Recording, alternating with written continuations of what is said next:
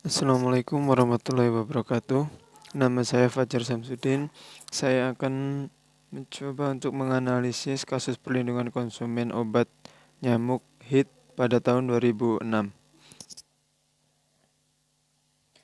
Dilansir dari liputan6.com Jakarta, PT Megasari Makmur Produsen HIT menarik seluruh produknya yang mengandung pestisida berbahan aktif berbahaya Chlorpyrifos dan Dichlorvos mulai Kamis kemarin, yaitu pada tahun 2006. Produk obat nyamuk tersebut yang ditarik berbentuk cair dan semprot.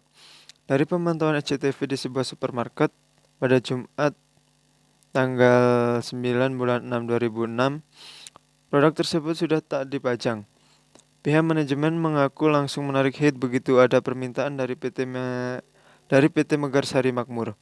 Begitu dapat email, langsung kita tarik, ujar Meyanti, sales marketing pasar swalayan tersebut. Namun penarikan produk tersebut ternyata belum merata. Sejumlah toko di Jakarta masih menjual bebas produk obat nyamuk HIT yang mengandung bahan aktif berbahaya itu. Selain belum mengetahui adanya perintah penarikan, mereka tak mau merugi jika produk yang laku keras itu ditarik produsennya sendiri. Hal serupa dijumpai di Pasar Kasih, Naikoten di Kupang, Nusa Tenggara Timur. Penggunaan Chlorpyrifos dan Dichlorvos pada obat nyamuk HIT ditemukan setelah Badan Pupuk dan Obat-obatan pihak Departemen Pertanian melakukan inspeksi mendadak ke PT Megasari Makmur di kawasan Gunung Putri, Bogor, Jawa Barat. Deptan memberi waktu 2 bulan untuk menarik produk tersebut berdasarkan Undang-Undang Nomor 8 Tahun 1999 tentang Perlindungan Konsumen. PT Megasari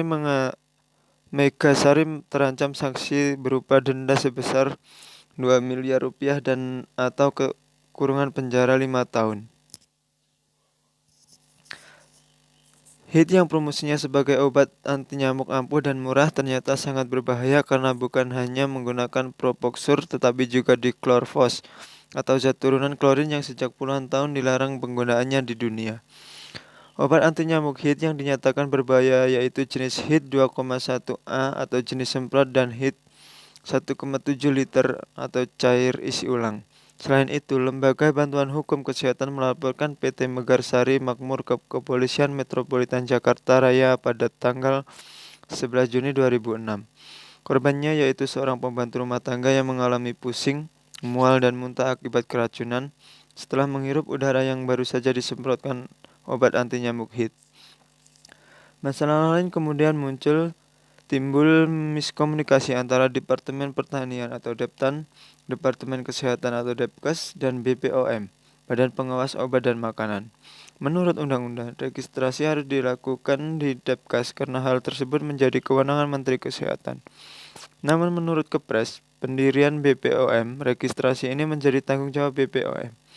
Namun Kepala BPOM periode sebelumnya sempat mengungkapkan, semua obat nyamuk harus terdaftar atau terregistrasi di Depkes dan tidak lagi diawasi oleh BPOM.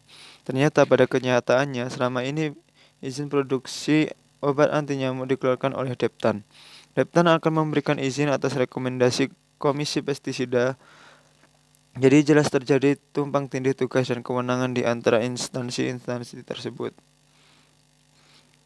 Selanjutnya yaitu analisis dari kasus ini, yaitu terbukti bahwa kita sebagai konsumen pun harus teliti dalam membeli barang agar tidak terjadi lagi kejadian-kejadian yang merugikan bagi konsumen.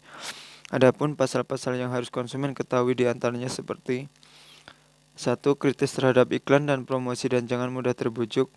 2. Teliti sebelum membeli. 3. Biasakan belanja sesuai rencana. 4. Memilih barang yang bermutu dan berstandar yang memenuhi aspek keamanan, keselamatan, kenyamanan, dan kesehatan. Selanjutnya, membeli sesuai dengan kebutuhan dan kemampuan. Dan yang terakhir, perhatikan label, keterangan barang, dan masa kadaluarsa. Jika dilihat menurut undang-undang, PT Megarsari Makmur sudah melanggar beberapa pasal, yaitu Pasal 4, hak konsumen adalah Pasal 4 ayat 1, hak atas kenyamanan, keamanan, dan keselamatan dalam mengonsumsi barang dan atau jasa. Pasal 4 ayat 3, hak atas informasi yang benar, jelas, dan jujur mengenai kondisi dan jaminan barang dan atau jasa. Pasal 7, kewajiban pelaku usaha. Pasal 7 ayat 2 memberikan informasi yang benar, jelas dan jujur mengenai kondisi dan jaminan barang dan atau jasa serta memberi penjelasan penggunaan, perbaikan dan pemeliharaan. Pasal 8 ayat 1 pelaku usaha dilarang memproduksi dan atau memperdagangkan barang dan atau jasa yang tidak memenuhi atau tidak sesuai dengan standar yang dipersyaratkan dan ketentuan perundang-undangan. Pasal 8 ayat 4 pelaku usaha yang melakukan pelanggaran pada ayat 1 dan pada ayat 2 dilarang memperdagangkan barang dan atau jasa tersebut serta wajib menariknya dari peredaran. Dan yang terakhir adalah solusi.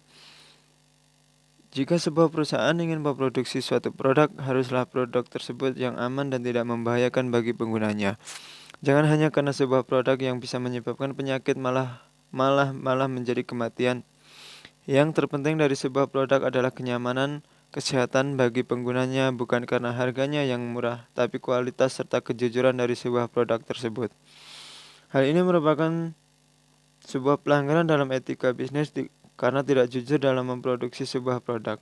Dan untuk para konsumen juga jangan melihat sesuatu dari harganya saja. Karena harga yang murah dan tahan lama lalu kita beli tanpa kita lihat dulu bahan-bahan yang terkandung di dalamnya. Dan juga para konsumen harus jeli apa produk yang ingin dia beli dan melihat juga efek yang terjadi di produk tersebut. Mencari keuntungan boleh-boleh saja, tetapi yang terpenting adalah kepuasan dan kualitas produk yang baik untuk para konsumen. Karena yang terpenting adalah konsumennya dulu. Jika kita memproduksi sebuah produk dengan zat yang aman dan juga kualitas yang baik, maka konsumen pun akan terus memakai produk yang kita produksi. Sekian yang dapat saya sampaikan.